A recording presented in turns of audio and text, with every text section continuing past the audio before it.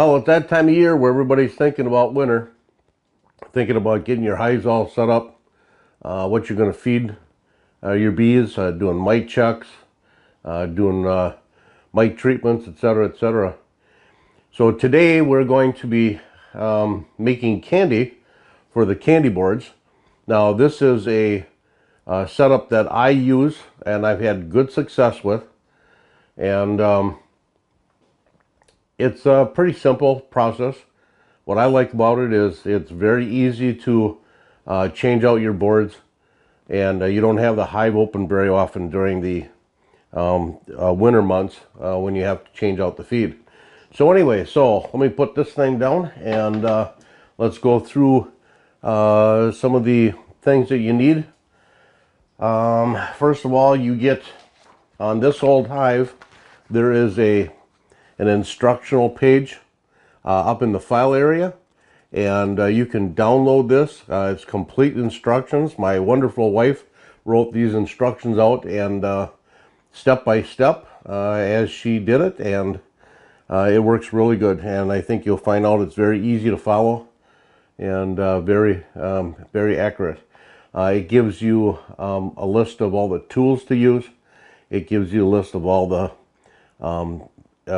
materials to use for making the candy, all the ingredients. And so anyway, so then she tapes it up on the microwave here so that she can readily see it and do the task. So let's go through some ingredients that you need. First off is the light corn syrup. This works very well. You don't have to have the heavy corn syrup. Light corn syrup works just as well. We have white vinegar, and that keeps the candy from molding. And then you have Pro Health, or you have Honeybee Healthy. Either one can substitute. Either one of them works just as well as the other. And then you have an optional ingredient, which is pollen substitute, and another optional ingredient, which is amino acid. You do not have to put either or in. If you want, you can put the pollen in. I put the pollen in, and it works very well. Okay, so let's check out the other ingredients here. This recipe calls for 10 pounds of sugar, which makes 2 candy boards. And so we have 2 separated bowls weighed out ahead of time. And so that makes it easier for putting in when you're mixing it. So now let's go through some of the tools that you're going to need. First of all, you're going to need a good grade kitchen scale that can at least go up to 10 pounds. Next thing is we found it's a whole lot easier if you have a tub that you can put your sugar in, because if you have any kind of spillage or anything, then it's in the tub. Nothing like walking over granulated sugar on the floor, that's for sure. And then there is the stock pot, which this is a 9-quart stock pot, and it is copper clad or double clad. Double clad or triple clad works really good. You do not want to use a turkey fryer. You stand a chance of burning your syrup if you use an aluminum pot. You want to use stainless steel, and the clad bottom works the best. And then we have a metal whisk, and with a long handle so that it does not fall into the stock pot. It's a pain in the butt trying to get your metal whisk out when it falls in there. Trust me, I've heard my wife say a few things when she's dropped it in there. Then you have a spatula and a wooden spoon for stirring. The wooden spoon works really good for stirring because it's very sturdy. This gets very, very heavy to stir. And so anyways, so then you're going to need a couple of different measuring cups.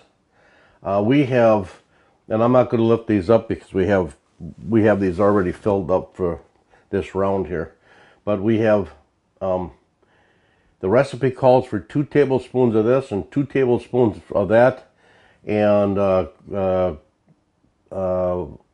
quarter cup, I think, quarter cup. Yep, quarter cup of pollen substitute. So anyways, we have them all measured out already. These are 2 tablespoon measuring spoons. The next thing is the candy thermometer. This is a really nice candy thermometer. You can get these on Amazon. I believe the model number is, it's a Therm Pro model TP510, and it works very, very well.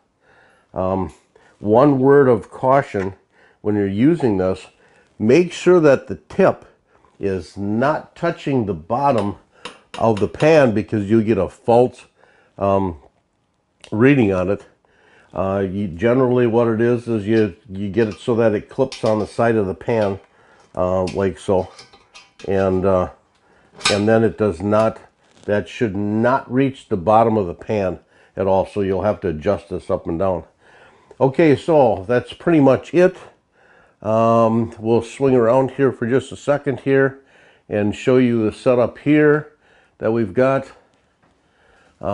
We have a couple of candy boards here that we're going to be pouring, and we put them side by side here, and we also put cardboard underneath it. Make sure you protect your table. That hot syrup might wreck your table, so we put the candy boards on a nice big slab of cardboard. And so anyway, so I believe that should be about it. And so we'll get this set up here so my wife can show you what she does. Good morning, everyone. Okay, so Randy took you through the kitchen area, and now we're going to get into the steps of making the candy boards. So first you're going to want to turn your oven or your stove on. I typically turn it on the 8 to high, especially at this spot of it. First we add 2.5 cups of just water.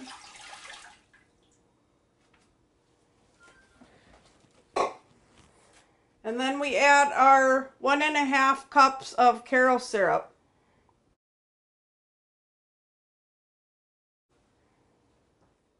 You don't have to get it all out. I just try to get as much as I can out.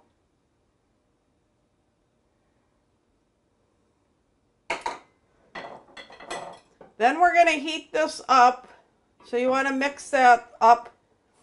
And we're going to watch till the bottom starts to boil a little bit, bubbles. You can kind of tell when the Karo syrup is mixed in with the water. You just got to wait till it heats up. And Randy covered you on the long handle, because this portion and the next till we get to the boiling, I can do a few other things during getting ready for the next batch and stuff. So it's good to have the long handle so that way it won't fall into the boiling hot stuff.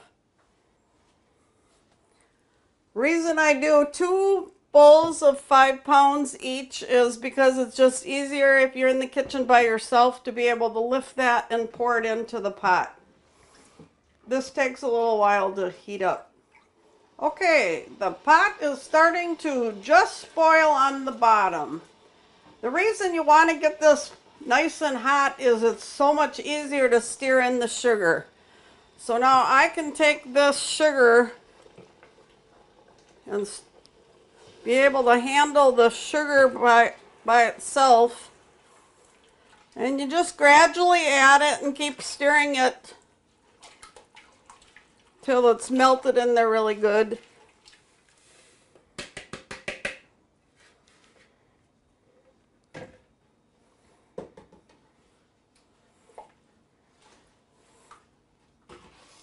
Now once I have the 5 pounds in, I make sure I got it mixed up really good and that all the sugar is melted so there's no clumps. I'll let that heat up just a little bit before I add that last 5 pounds. Okay, now we're going to add the other 5 pounds.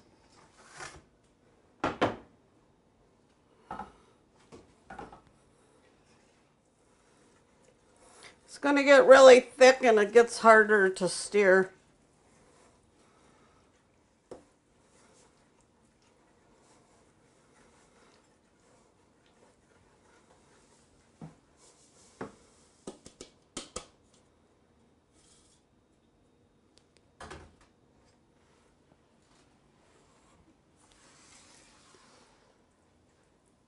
In a typical day, I usually do 3 to 4 batches. That's about all my arm can take from stirring.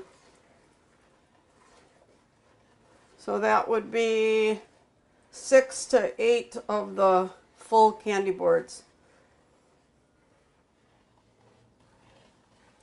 So it's really thick. And as it heats up, it'll get easier to... Okay, now is the time I use the spatula just to wipe up all the excess sugar that I might have got on the edge of the pot.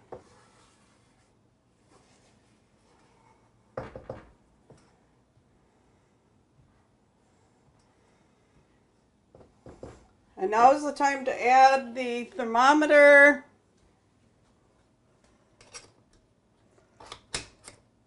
Now what you want to do is you want to go to the, make sure this is to the bottom of the pot and then pull it off the pot and then clip it in place.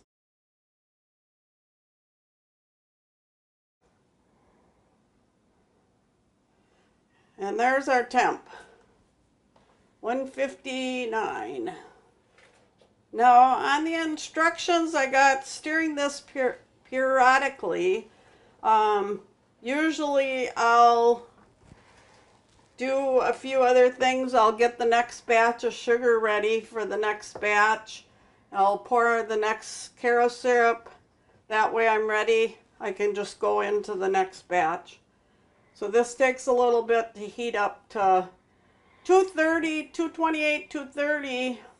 In that range it'll start to boil. Once it starts to boil, you're pretty much set steering it constantly through that process to the target 248 and then the additional 5 minutes till it's done. I think having this thicker pot at the bottom gives you a little forgiveness of walking away. I don't know how well it would work with a thin pot. And then also the pot size. This is a perfect size pot because you'll see later that it starts to boil and it gets to about 3/4 of the pot is full. So the pot size is really critical. We're at 192 and climbing.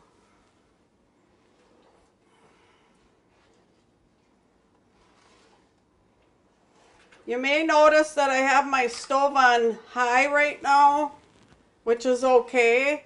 I'll turn it down to 8 once I get to the boiling stage.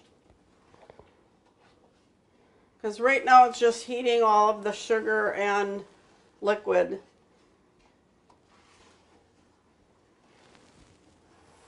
When I use this wooden spoon, it's nice because it's kind of got a flatter bottom. So usually what I do is just kind of try to scrape the bottoms in case there's any sugars resting on the bottom. In case you're wondering, when I said Karo syrup, I meant the regular corn syrup. I'm just used to the Karo brand. But we found this brand at Aldi's and it was the cheapest we could find for the bigger bottle.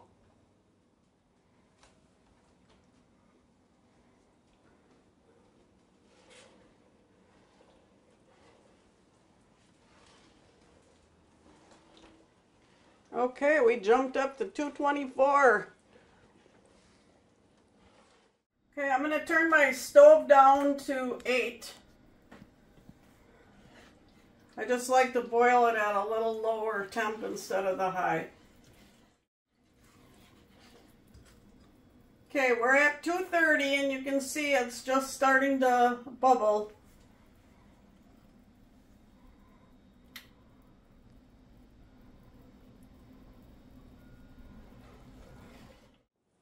We're at 236 and we're getting a harder boil. Now you'll see it's starting to foam up a little bit more.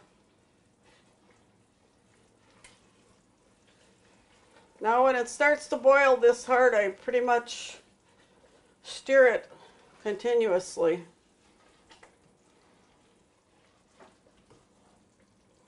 We're at 240.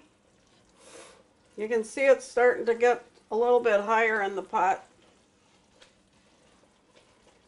Getting a little more foam on top. Arm gets a little tired. Okay, we're at 248. Now, I go ahead and turn the stove down to 5. And that will maintain the 248. And then I turn my kitchen timer on for 5 minutes.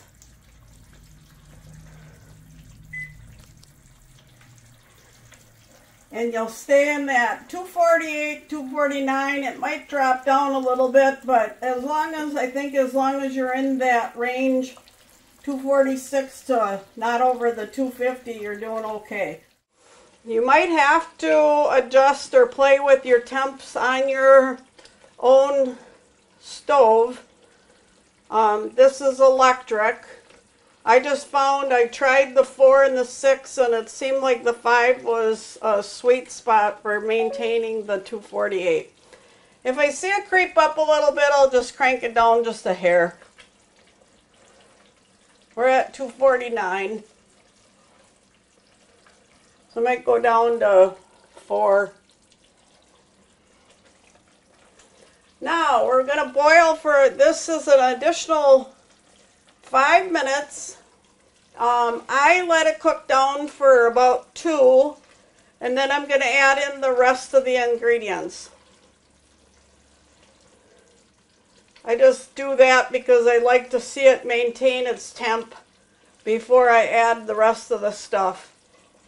Okay, we're getting down to about 3, so I get rid of the wood spoon and bring out the whisk. The whisk has also got a nice long handle so that it doesn't fall in.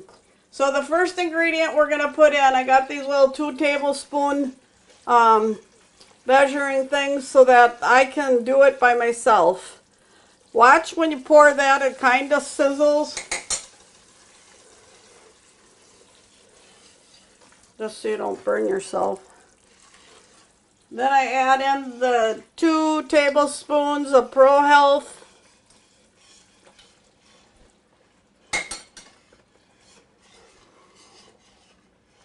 And then I add in the 1/4 cup of pollen substitute.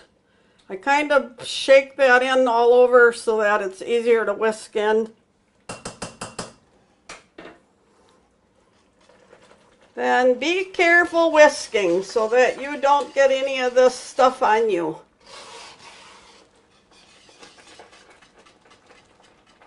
Very gently whisk it in. And if you get a few hard spots in there, I think that's okay.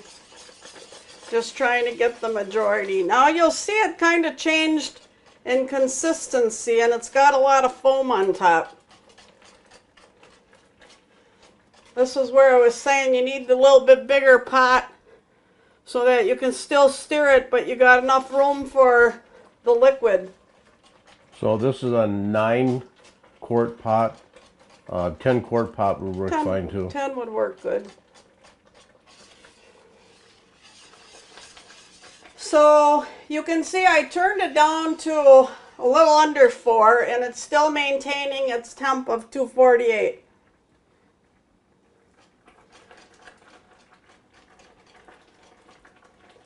And our timer's at 53.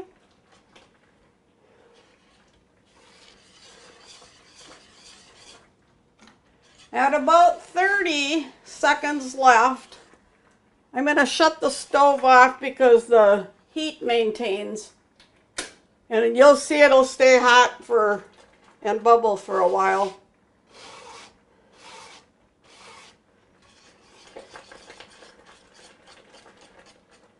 going to make sure you got all that pollen mixed in there good. So you can see we're still at 248, still bubbling. Now what we're going to do is, when our timer goes off, I'm going to pull it over to this side of the stove.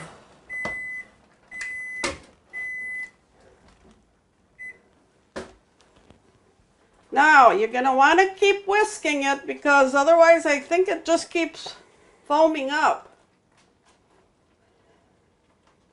See, you can see already the foam is starting to go down. I wait till it gets down to about 245 before I take the thermometer out. Okay, we're at 245. I'm just going to remove the thermometer so it's out of our way. Typically what I do is I go ahead and I rinse this in the sink right away because it's easier to get the sugar off. You do not want to touch the end of the probe. That's going to be scalding hot. As soon as I see all the foam's gone, like that, then I'm going to do one final good whisk. I got a couple of hard spots in there, but before I carry this over and pour. These handles may be warm, but they're not hot for me. But just test your pot. Make sure that you're not grabbing onto something that's really, really hot. Before I brought the pot over here, I did one final really good whisk. Now I'm going to pour. I usually just pour the first one till I see it getting close to the corners, and then I switch to the other one.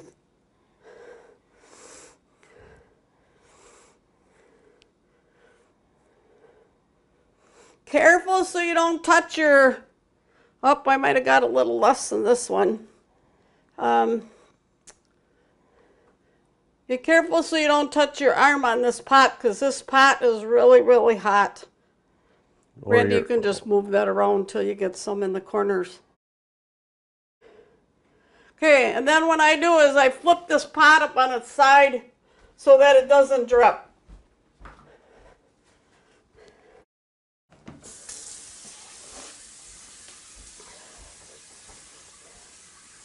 Typically you don't have to do that part. I got a little bit much in this side. I was trying to show you from the video angle. And then the last thing I do is I run hot water in the pot, and I do rinse the pot in between batches. I don't rinse all the utensils I use. I just use those again, but I do rinse the pot. And it's good to let it soak in hot water for a little bit because it's very hard to get the sugar that's stuck to the sides. So typically how long does it take for it to harden? By the time you make your second batch, before you get it to the boiling stage, I can take these out and then put my 2 new boards out. Great. Okay, and that's a wrap. And may your day be as sweet as your honey. Don't you love it? And may your day be as sweet as your honey. We'll see you next time on This Old Hive.